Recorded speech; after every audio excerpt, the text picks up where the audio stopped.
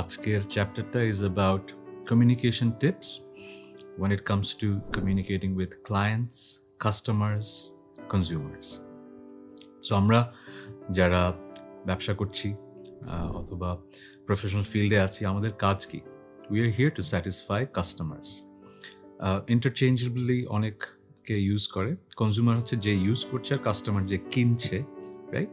Most likely যে কিনছে সেই হয়তো ইউজ করছে, এই জন্য আমরা ইন্টারচেঞ্জেবলি ইউজ করি, বাট বেসিক্যালি কাস্টমার আমরা এই ভিডিওতে ইউজ করব অথবা ক্লায়েন্ট ইউজ করব। সো আমরা যখন ক্লায়েন্টকে স্যাটিসফাই করতে চাচ্ছি, তার মানে ক্লায়েন্টের সাথে কমিউনিকেশনটা অসম্ভব ইম্পর্টেন্ট। সো আমরা এই কোর্সে ওভারঅল যেসব টিপস নিয়ে আলোচনা করেছি সেগুলো তো ভ্যালিড থাকবেই, কিন্তু স্পেসিফিক টিপস আমি আপনাদের সাথে শেয়ার করব, যেগুলো আসলে আলাদাভাবে আপনার মনে রাখতে হবে when you're dealing with the customers. So first tip হচ্ছে design the experience. Design the experience মানে কি? একজন কাস্টমার যখন আপনার প্রোডাক্ট সম্পর্কে জানতে চাচ্ছে, আপনার টাচ পয়েন্টে এসে প্রোডাক্টটা কিনছে অথবা সার্ভিসটা নিচ্ছে, সেটা যদি অন স্পট সার্ভিস ডেলিভারি হয়, সেটা পুরোটা কীভাবে তার সাথে ইন্টারাকশনটা হচ্ছে। যদি ডিলেইড ডেলিভারি হয়, তাহলে কোথায় কীভাবে প্রোডাক্টটা সে ইউজ করছে, এই পুরো এক্সপিরিয়েন্সটা আপনাকে ডিজাইন করতে হবে। You may be the leader of the company or the owner of the company. আপনি হয়তো আপনার কাস্টমারের সাথে, কোম্পানির কাস্টমারের সাথে কোনো ইন্টারাকশনই করছেন না, কিন্তু যেই মানুষগুলো করছে তারা কি জানে কিভাবে তার কাস্টমারের সাথে কথা বলতে হবে, কিভাবে তাকে সার্ভ করতে হবে? এইটা আপনাকে ডিজাইন করতে হবে। If you're the frontline employee, একদম কাস্টমার সার্ভিস লেভেলে কাজ করেন, আপনি নিজে থেকেও জিনিসটা করতে পারেন, অথবা যদি কোম্পানি আপনাকে বলে দেয় যে this is how we want the experience to be, সেটা আপনাকে ফলো করতে হবে। ফার্স্ট কাজ, customer is king, you have to make him feel like he is the king or she is the queen. So ওইভাবেই customer এক্সপিরিয়েন্সটা আপনাকে design করতে হবে। Number 2, you should have a written customer service protocol. Customer service protocol মানে হচ্ছে যেই মানুষগুলো কাস্টমারের সাথে ডিরেক্টলি কথা বলবে, ইন্টারঅ্যাক্ট করবে, তারা কিভাবে গ্রিট করবে, তারা কিভাবে অ্যাপ্রোচ করবে, তারা কিভাবে সেলস পিচটা দিবে, তারা কিভাবে সেলসটা ক্লোজ করবে, সেলস ক্লোজ হওয়ার পরে আফটার সেলস সার্ভিস দেওয়ার সময় কী নিয়ে কথা বলতে হবে, কিভাবে কথা বলতে হবে, কোন চ্যানেলে কথা বলতে হবে, এগুলো আসলে যদি লেখা থাকে তো সুবিধা হয় কি, যিনি এই কাজটা করছেন আপনার কোম্পানিতে, যারা করছেন তারা সবাই will be on the same page. হয় কি, যদি এগুলো প্রোটোকল না লেখা থাকে, আপনার কোম্পানিতে একজন আসলেন, হয়তো আপনার রিসর্ট আছে একটা, সো একজন এমপ্লয়ির তার সার্ভিস কোয়ালিটি এত ভালো, the guest will go back and say to his friends যে খুব ভালো ছিল সার্ভিস। কিন্তু আরেকজন এমপ্লয়ি যার সার্ভিস কোয়ালিটি, ডেলিভারি করার এবিলিটি অত ভালো না, যার কমিউনিকেশন ভালো না, একটু হয়তো রুড অথবা সার্ভিস ফোকাসটা কম, আরেকজন কাস্টমার যে তার সাথে ইন্টারঅ্যাক্ট করবে, সে হয়তো ঢাকা ফেরত এসে বলবে যে না, রিসোর্টটা ভালো না। কিন্তু যদি আপনাদের কাস্টমার সার্ভিস প্রোটোকলটা লেখা থাকতো, সব এমপ্লয়ির যদি পড়া থাকে, তাহলে কিন্তু সবাই জানবে যে আমার কিভাবে একজনকে গ্রিট করতে হবে, কিভাবে আমার একটা রিসোর্ট ফ্যাসিলিটিতে ট্যুর দেওয়াতে হবে, কিভাবে আমার তাকে রুম পর্যন্ত দিয়ে আসতে হবে, কিভাবে তার সাথে কোনো ধরনের কনফ্লিক্ট হয়ে গেলে রেজলিউশন আসতে হবে। হয় না, যেরকম আপনি রুমে গেলেন, রুমে যেয়ে দেখলেন যে বেডশিটটা একটু ময়লা, আপনি হয়তো ফোন দিলেন লবিতে, এই যে প্রবলেমটা কীভাবে সলভ করলো। সো এইসব যদি লেখা থাকে প্রোটোকলটা কাস্টমার সার্ভিসের, কেমন হবে? তখন হবে কি, আপনার across the board similar service delivery হবে, এবং আপনি এনশিওর করতে পারবেন, আপনি তো ডিরেক্টলি ইন্টারঅ্যাক্ট করছেন আপনার কাস্টমারের সাথে, হয়তো as an owner or as a manager, কিন্তু আপনি জানেন this is how your employees are treating your customers. So it's very important. You should have a written customer service protocol. Tip number 3 is listen to your customers. খুবই গুরুত্বপূর্ণ। Listen to your customers মানে কিন্তু এই না যে directly আপনাকে যা বলছে সেটা তো শুনতেই হবে। ধরুন আপনি একটা নতুন রেস্টুরেন্ট দিয়েছেন, রেস্টুরেন্টে আপনার নতুন গেস্ট এসছে, প্রথম সপ্তাহে যারাই এসছে তারাই বলছে যে আপনাদের ধরেন মেজবান গোস্তের স্বাদটা খুব ভালো, কিন্তু মাংসটা রান্না একটু কম হচ্ছে, ঠিক আছে, মানে মনে হচ্ছে শক্ত শক্ত। এটা যদি বেশিরভাগ মানুষ বলে, তার মানে কি, আপনার রান্নার স্বাদ ভালো, কিন্তু যেখান থেকে মাংস কিনছেন হয়তো মাংসর কোয়ালিটিটা হয়তো খারাপ, may have to change the vendor, তাই না? এটা এক ধরনের লিসেনিং, কাস্টমার আপনাকে ডিরেক্টলি বলছে। এটা যেরকম জরুরি, ডিরেক্ট চ্যানেল ছাড়াও ইনডিরেক্ট চ্যানেলও কাস্টমার আপনাকে অনেক কিছু বলবে, সেই কথাগুলো আপনার কানে আসবে, সেগুলো আপনার শুনতে হবে। ফেসবুকে কেউ একটা স্টেটাস দিয়ে দিল, রাইট? আপনার রেস্টুরেন্টে খেয়ে সে চলে গেল, আপনার সাথে ইন্টারাকশন হলো না, কিন্তু আপনার রেস্টুরেন্ট নিয়ে একটা রিভিউ দিল, আপনি কি সেটা পড়ছেন কিনা, এটা কি একটা ক্রেডিবল রিভিউ কিনা, সেটা আপনাকে বুঝতে হবে।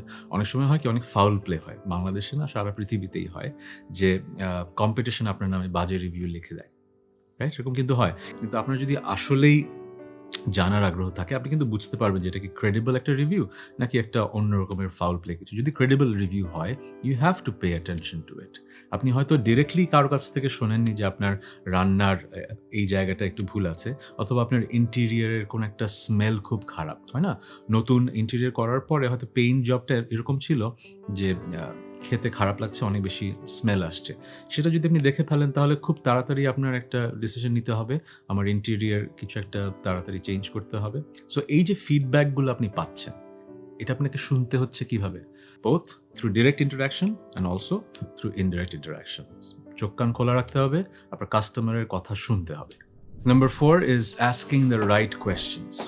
আমাদের কাস্টমাররা যখন আমাদের সাথে ইন্টারাক্ট করেন, তারা মোস্ট লাইকলি আমাদের সার্ভিসটা যখন নিচ্ছেন তখন। কিন্তু আমরা অনেক সময় হয় কি, অতি আগ্রহে আমাদের সার্ভিস কোয়ালিটি বেটার করতে চাই, অথবা যে কোনো কারণেই হোক, তাদেরকে আমরা ফিডব্যাক নেওয়ার জন্য অনেকভাবে তাদেরকে রিচ আউট করার চেষ্টা করি। আমরা বলি যে আমাদের সার্ভিস ঠিক ছিল কিনা, স্যার আমাদের এক্সপিরিয়েন্সটা কেমন ছিল, আমাদেরকে একটু ভালো রিভিউ দিয়েন। এরকম আমরা অনেকভাবে কন্ট্যাক্ট করার চেষ্টা করি, অনেক প্রশ্ন জিজ্ঞেস করার চেষ্টা করি, কিন্তু কাস্টমারের টাইম তো লিমিটেড। সে তো যখন আমার কাছে এসেছিল আমার সার্ভিসটা নেয়ার জন্যে, ততক্ষণ ঠিক আছে, তার টাইম আমি নিচ্ছি, এর বাইরে তার টাইম নেয়ার অধিকার কিন্তু আমার নেই। আমি হয়তো ভাবছি আমি খুব ভালো সার্ভিসে কনসেন্ট্রেট করতে চাই, এটা বোঝানোর জন্য আমি বারবার তাকে কল দিব, ইমেল করব, টেক্সট পাঠাবো। আজকাল কিন্তু এগুলো হয়, দেখবি যে ফোনে অনাকাঙ্ক্ষিত অনেক টেক্সট মেসেজ আসে, অনেক ফোন কলস আছে, এগুলোতে কিন্তু সবাই বিরক্ত হয়। সো আপনাকে ডিসিশন নিতে হবে, কখন আমি আসলে তার সাথে ইন্টারাক্ট করব, কখন আমার ইম্পর্টেন্ট কোয়েশ্চেনগুলো করব, যখন করব সে যেন বিরক্ত না হয়, এবং টু দ্য পয়েন্ট যেন আমি কোয়েশ্চেন আস্ক করতে পারি। বারবার আমি জিজ্ঞেস করবো না, স্যার আপনি কি ঠিক আছেন? অনেক সময় হয় না, আপনি একটা দোকানে ঢুকলেন, যিনি আপনাকে সার্ভ করতে যাচ্ছেন তিনি পাশে হয়তো হাঁটা শুরু করেছেন, স্যার কিছু লাগবে আমি ধরি। এগুলো কিন্তু তারা করছে আপনাকে স্যাটিসফাই করার জন্য, কিন্তু সবাই কিন্তু এটা পছন্দ করে না। এরকম আমি নিজে এটা পছন্দ করি না, আমার মনে হয় যে আমার পার্সোনাল স্পেসটা ইনভেড করা হচ্ছে। সো আপনাকে বুঝতে হবে আপনি যার সাথে ইন্টারাক্ট করছেন সে আপনাকে কতটুকু স্পেস দিচ্ছে ইন্টারাকশনটা করার। So you have to ask questions to take feedback about your service quality, কিন্তু বেশি বেশি কাউকে বিরক্ত করবেন না, একদম পরিমিতভাবে আপনার কাস্টমারের সাথে ইন্টারাক্ট করবেন। টিপ number 5 is keep multiple channels open. আপনি আপনার কাস্টমারের সাথে যোগাযোগ রক্ষা করতে চান, কিন্তু কাস্টমার আপনাকে যদি খুঁজে পেতে চায়, কিভাবে আপনাকে রিচ করবে? আপনার ওয়েবসাইটে যদি শুধু ফোন নাম্বার দেয়া থাকে, হতে পারে, কিন্তু এমন মানুষ হয়তো আছে যে আসলে ফোনে কথা বলতে স্বাচ্ছন্দ্য বোধ করে না, সে হয়তো ইমেল করতে চায়, একটু ফর্মাল। আবার শুধু হয়তো ইমেল আছে, কিন্তু একজন মানুষ আছে সে শুধু ফোনে কথা বলতে চায়, তখনই আপনাকে কমপ্লেন করতে চায় যে আমার এই সমস্যা হচ্ছে, প্রোডাক্ট কিনেছি। সো আসলে সব ধরনের কমিউনিকেশন চ্যানেল ওপেন রাখতে হবে। আর আজকের পৃথিবীতে এটা খুবই ইম্পর্টেন্ট। আপনাকে ফেসবুক একটা পেজ তো লাগবেই, সোশ্যাল মিডিয়া হ্যান্ডেল সবখানে লাগবেই, আপনার ফোন এবং ইমেল অ্যাড্রেস তো লাগবেই। এর সাথে যেটা আরও বেশি ইম্পর্টেন্ট, শুধু ফোন নাম্বার থাকলে হবে না, কেউ আপনাকে ফোন করছে কিন্তু কেউ ফোনটা ধরছেন। সো আপনার you have to make sure আপনার কীরকম ক্লায়েন্ট বেস আছে, কীরকম কাস্টমার কমপ্লেন্স আসতে পারে, কতগুলো কল আসতে পারে, সেই হিসেবে কিন্তু you have to be ready. এমন হয়তো হতে পারে আপনার কাস্টমার সার্ভিস ডিপার্টমেন্টটা হয়তো ইন হাউস ছোট, এমন হতে পারে যে আপনার কাস্টমার সার্ভিস কল সেন্টারটা আপনি আউটসোর্স করে দিয়েছেন। এটা আপনাকেই ডিসিশন নিতে হবে, কিন্তু you have to keep the channels open and responsive মানে আপনার ফোন নাম্বার আছে, ফোন করলে যেন পাওয়া যায়। যেরকম আমি নিজের অভিজ্ঞতাই বলি, হয়তো একটা ব্যাংকে আমি অ্যাকাউন্ট আছে, আমি হয়তো নতুন কার্ড অ্যাক্টিভ করব। এখন আমি ফোন দিয়েছি 5 মিনিট 10 মিনিট হচ্ছে না, 5 মিনিট 10 মিনিট হচ্ছে না। এখন আমি হয়তো ওই ব্রাঞ্চের কাউকে চিনি বলে ডিরেক্টলি ফোন দেওয়ার পরে হয়তো আমার কাছে একটা কল আসলো, কিন্তু আমার 20টা মিনিট নষ্ট হয়ে গেল। আমার কিন্তু ওই ব্যাংকের সাথে রিলেশনশিপটা ভালো হলেও আমি কিন্তু চিন্তা করবো যে না, এদের কাস্টমার রিলেশনশিপের জায়গাটা, আমি হয়তো পরিচিত একজন মানুষ বলে 20 মিনিট পরে সার্ভিসটা পেলাম, আমার পরিচয় দেওয়ার পরে পরিচিত একজনকে, কিন্তু সাধারণ মানুষ তো আসলে তাহলে পারছে না, কারণ তারা তো কল সেন্টারে ফোন দিয়ে বসেই আছে। You get my point? So আপনি যত বড় ব্যবসা হবেন, আপনার ক্লায়েন্ট বেস বড় হবে, আপনার এই কমিউনিকেশন চ্যানেলগুলো ওপেন রাখতে হবে এবং রেসপন্সিভ রাখতে হবে। You have to be prepared যেন কোনো কাস্টমার আপনার এই কমিউনিকেশন চ্যানেলে নক করে ফিরে না যায় এবং বিরক্ত না হয়। পরের টিপটা হচ্ছে follow up with your customers. আপনার কাস্টমারের সাথে হয়তো একটা ইন্টারাকশন হয়ে গেছে, সেটা হতে পারে সেলস অথবা প্রোডাক্ট ডেলিভারি। তারপরে ফলো আপ করা উচিত, জিজ্ঞেস করা উচিত যে সব ঠিকঠাক ছিল কিনা। ডিপেন্ড করে কোন ইন্ডাস্ট্রিতে আপনি আছেন। এক এক ইন্ডাস্ট্রিতে ফলো আপের ধরনটা এক এক রকম। যেমন ধরুন আপনার একটা স্যালন আছে, রাইট? আপনি হেয়ার কালার করেছেন আপনার একজন ক্লায়েন্টের।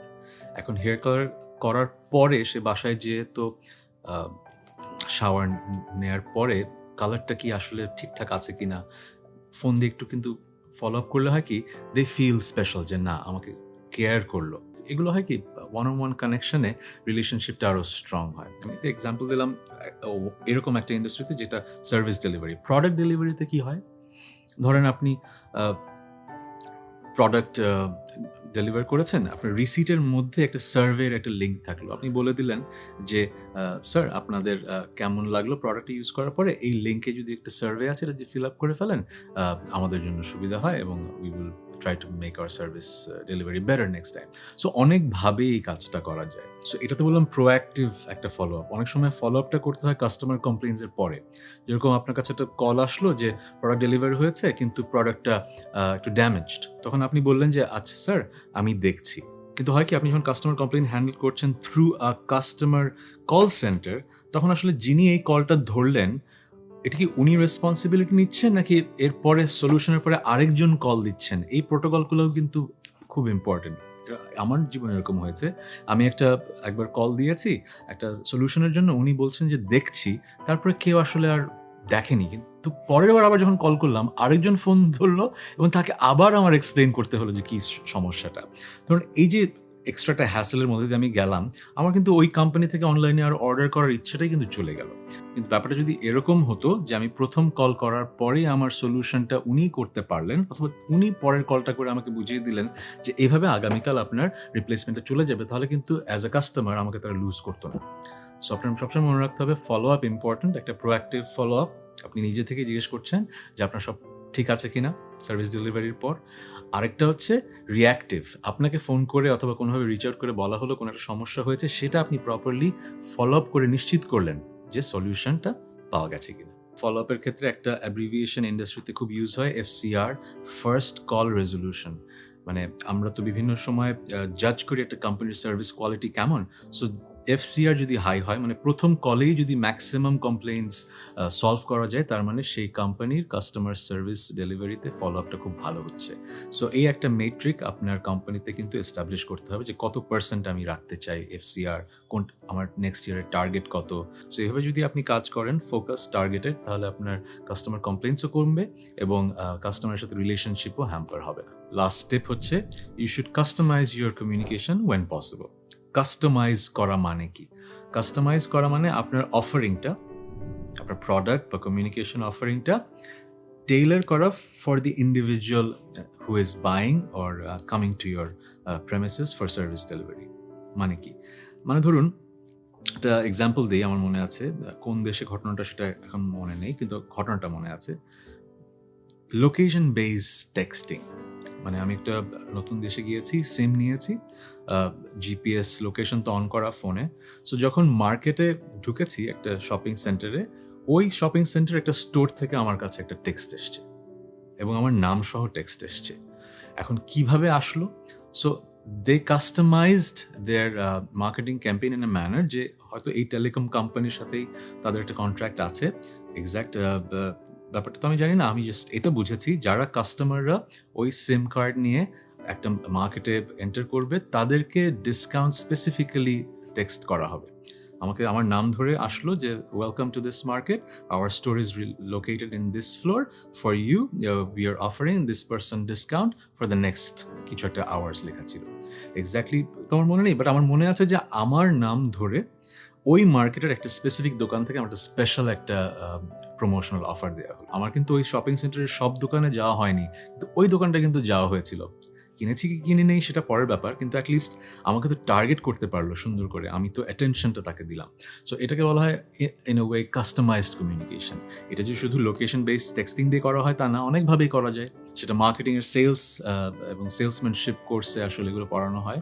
কিন্তু আপনাকে মনে রাখতে হবে, যখন আপনি কাস্টমাইজড কোনো কমিউনিকেশন করছেন, তখন customer feels like he or she is important.